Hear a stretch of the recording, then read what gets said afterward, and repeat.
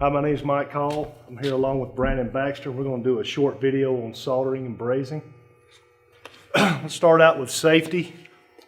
As always, for those of you who've been on the job and those of you who will be on jobs, PPE or personal protective equipment is a must. Safety glasses and gloves here in our shops, and it will pertain also to the field. So we'll have safety glasses. The gloves will be swapped out for different procedures that we're doing and different things. I'm just wearing some cut resistant gloves, and as we get to Brandon when he starts soldering, we'll show you some different things. One thing about brazing and soldering is there is an open flame, so there's a fire potential. Always important to have a fire extinguisher on hand, one that's in working order, full to be checked. So this is what we'll have here. Don't depend on those in the building that you're working. You need to have your own fire extinguisher. Don't just count on one because it's on the wall. So this right here shows full, so we know we're good to go with that. And try to keep it within 25 feet of your working area. Clothing is another thing. Flannel shirts are great. I know it's going to be protecting you from any dripping solder, but there is a fire hazard with them because they do tend to flare up. And if the flame should come in contact with your shirt, you're going to be on fire. And watch frayed clothing is also important. So try to keep away from having clothes that are frayed. Those of you with long hair, it's very important to keep it pulled back or tucked up in your hard hat or something like that to protect your hair from flames, dripping solder. Now let's talk about when we ignite our torch. We never want to use a lighter, cigarette lighter, or anything like that. Always try to use a striker. We have one on hand here. This is a cup striker. You can keep your hand away from the flame. If a lighter should be leaking or something like that, you do not have to worry about a fire hazard when igniting your torch with the striker. These strikers come with interchangeable tips, so if you should get into a fix where it doesn't tend to strike, they are interchangeable and come in they're readily available packs, so it's no big deal there. Housekeeping is very important.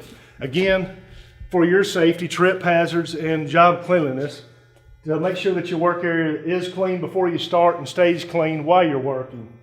Also, the fire hazard of having flammable materials and stuff on the floor need to be removed and cleaned up away from any work areas. MSDS, Material Safety Data Sheets.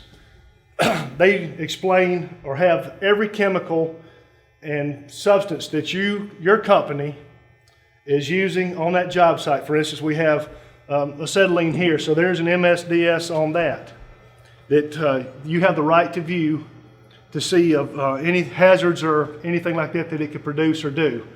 And that goes along with any other contractor on your job for materials that they're using.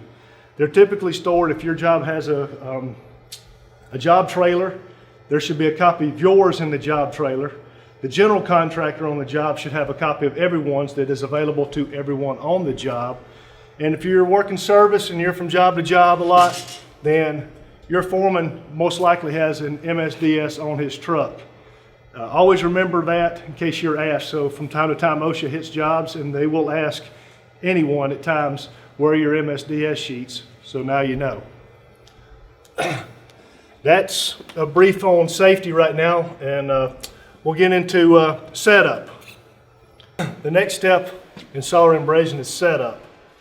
It's always important to think about where you're going to be soldering if you're using stands. You've got walk areas that people are going to be back and forth and you want to avoid. Emergency exits, stairs. Just try to get yourself out of the way, away from combustibles and flammables, again, because you have an open flame. So you wouldn't want a gas can sitting around. That's just some common sense things that we want to put out there for that. Carrying pipes. Now this copper pipe is not very heavy, but it's awkward. Comes in 20-foot lengths. If you start walking with a piece in the middle and you've got round corners in a building, you never know who's behind that corner. So it's a good idea. It looks kind of silly sometimes. You may think it's silly to have two people on a light piece of pipe, but it's for safety reasons, not for the weight.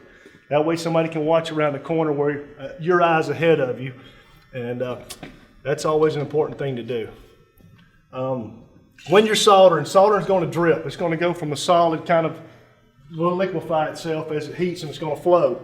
If you're working in buildings where you have finished floors, carpet, you've got to do something to catch that from dripping, because it is going to drip. It's inevitable.